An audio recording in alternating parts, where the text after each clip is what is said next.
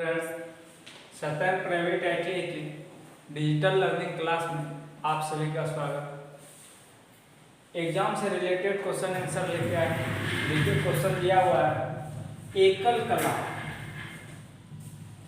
Motor rewinding में कुंडली समूह कनेक्शन गलत तरीके से जुड़ा हुआ है तो क्या प्रभाव है। यानी जब एक सिंगल पेज का मोटर है उसकी रिवाइंडिंग के समय में यदि एक कुंडली का कनेक्शन गलत तरीके से जुड़ गया है तब क्या प्रभाव होगा, यानी मोटर पे क्या प्रभाव पड़ेगा। ऑप्शन नंबर ए क्या है, मोटर धीरे धीरे चलती है। ऑप्शन नंबर बी क्या है, मोटर नहीं चलती है। ऑप्शन नंबर सी क्या है, मोटर बहुत तेज गति से चलती है। और ऑप्शन नंबर डी क्या है, मोटर चलती है और बिना किसी लोड पर अधिक धारा लेती है। जब हम मोटर का कनेक्शन एक कुंडली का कनेक्शन गलत कर देंगे तब क्या होगा, मोटर में हमारा क्या होगा, जहाँ पे नॉर्थ बनना था उसी के जस्ट बगल में नॉर्थ ही पोल बन जाएगा।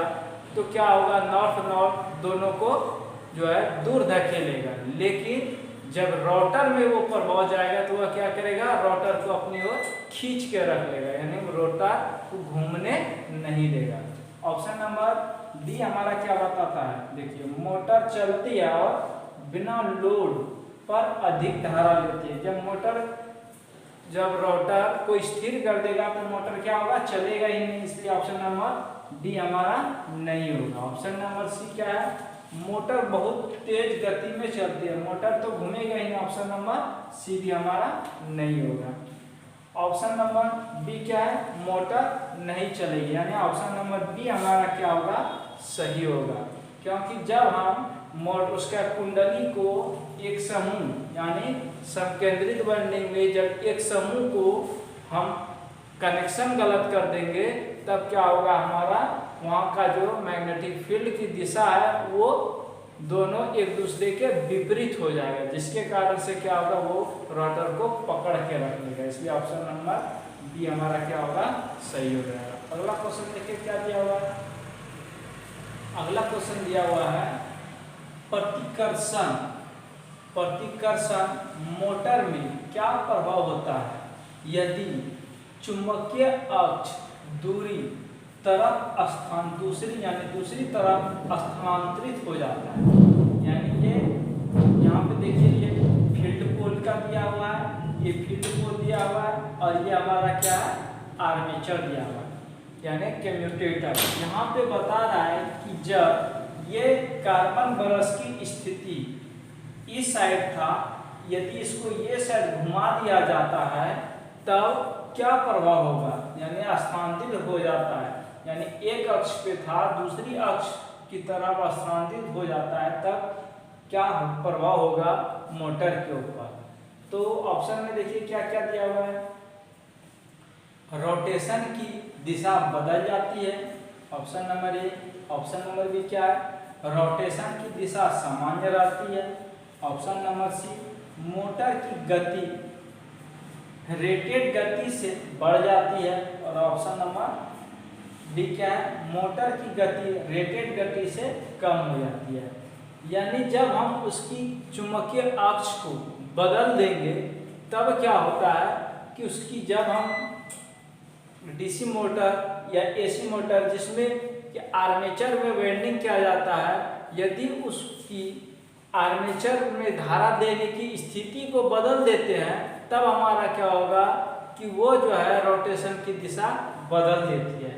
ऑप्शन नंबर डी क्या है, मोटर की गति रेटेड गति से बढ़ जाती है, यानी सामान्य गति से जो है कम हो जाता है, नहीं ये गति कम नहीं होता। ऑप्शन नंबर डी हमारा नहीं होगा। ऑप्शन नंबर सी क्या है, मोटर की गति रेटेड गति से बढ़ जाता है, गति बढ़ता उससे नहीं है। ऑप्शन नंबर सी भी हमारा नहीं होगा।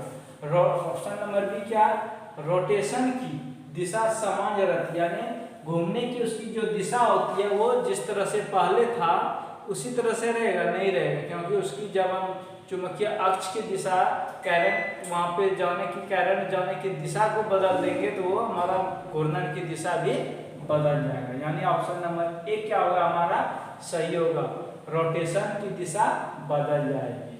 ऑप्शन नंबर ए क्या होगा सही हो जाएगा। अगला क्वेश्चन देखिए क्या दिया हुआ है।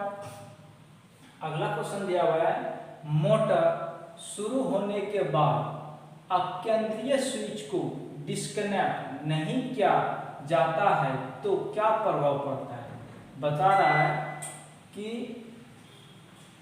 Capacitor start capacitor run motor में क्या होता है कि एक कैपेसिटर परमानेंट जुटा हुआ होता है स्टार्टिंग वाइंडिंग से, और एक कैपेसिटर क्या होता है जो है अपकेंद्रीय स्विच यानी सेंट्रीफ्यूगल स्विच के द्वारा जो है उसको डिस्कनेक्ट कर दिया जाता है।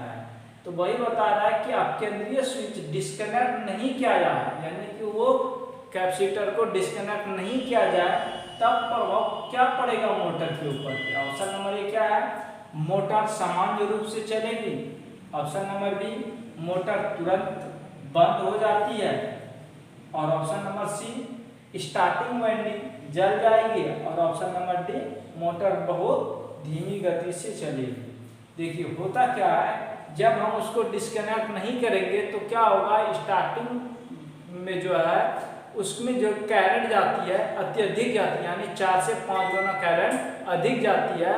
और जैसे डिस्कनेक्ट हो जाएगा यानी 75% स्पीड पकड़ लेगा, 75 से 80%, तब क्या होगा सेंट्रीफ्यूगल स्विच उसको डिस्कनेक्ट कर देता है, क्योंकि अधिक करंट वहां पे जाने के बाद मोटर की जो है स्टार्टिंग वाइंडिंग जलने की संभावना अधिक होती है, इसलिए वो जो है सेंट्रीफ्यूगल स्विच लगाया जाता है।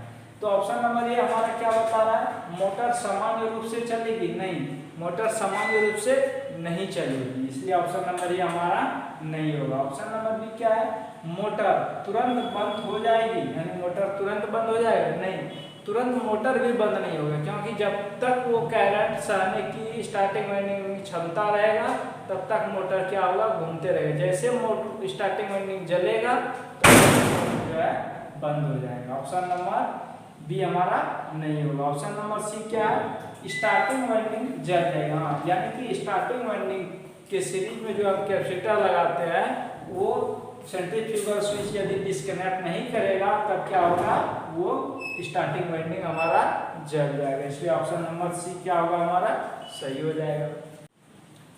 देखिए ये क्वेश्चन दिया हुआ है, प्रतिकर्षण मोटर के रोटेशन की दिशा को कैसे उल्टा करना, यानी कि जो है प्रतिकर्षण मोटर की रोटेशन यानी घूमने की दिशा को उल्टा करना है तो कैसे कर सकते हैं। ऑप्शन नंबर ए क्या है, ब्रश को स्थानांतरित करके, यानी ब्रश को अलग स्थान पे रख करके। ऑप्शन नंबर बी क्या है, आपूर्ति टर्मिनल को आपस में बदल करके। ऑप्शन नंबर सी क्या है, मुख्य घुमावदार टर्मिनल को बदल कर। और ऑप्शन नंबर डी क्या है, कंपेंसेटिंग वाइंडिंग टर्मिनल को बदल कर। तो जब हम यहाँ पे प्रतिकर्षण मोटर है तो वहाँ पे क्या होगा कि जैसे ही उसकी चुंबकीय अक्ष यानी ब्रश की स्थिति को बदल देंगे तो हमारा क्या होगा, रोटेशन की दिशा बदल जाएगा।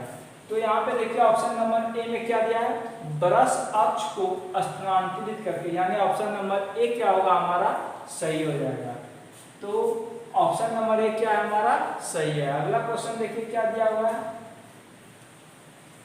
क्यों एक संधारित्र अपकेंद्रीय स्विच गति नियंत्रण विधि में अपकेंद्रीय स्विच से जुड़ा हुआ है, यानी कि क्यों जोड़ा जाता है अपकेंद्रीय स्विच को, अपकेंद्रीय स्विच को क्यों जोड़ा जाता है।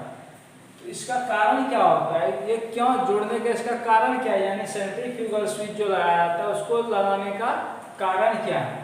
यानी कि सेंट्रीफ्यूगल स्विच का मेन काम क्या होता है कि 75 से 80% जैसे ही मोटर स्पीड पकड़ ले तब वो क्या करेगा, जो है स्टार्टिंग वाइंडिंग का जो है स्टार्टिंग कैपेसिटर को डिस्कनेक्ट कर देता है। तो ऑप्शन नंबर ए देखिए क्या है, नियंत्रण गति बनाए रखने के लिए, यानी कि सेंट्रीफ्यूगल स्विच को क्यों लगाया जाता है, नियंत्रण गति बनाए रखने के लिए। ऑप्शन नंबर बी क्या है, ओवरलोडिंग से बचाने के लिए। ऑप्शन नंबर सी क्या है, पावर फैक्टर को बेहतर बनाने के लिए, और ऑप्शन नंबर डी क्या है, संपर्क में स्पार्क कम करने के लिए। तो ऑप्शन नंबर ए हमारा क्या, नियंत्रण गति बनाए रखने के लिए नहीं, नियंत्रण गति बनाए रखने के लिए सेंट्रीफ्यूगल स्विच का उपयोग नहीं किया जाता, इसलिए ऑप्शन नंबर ए क्या होगा हमारा, नहीं होगा।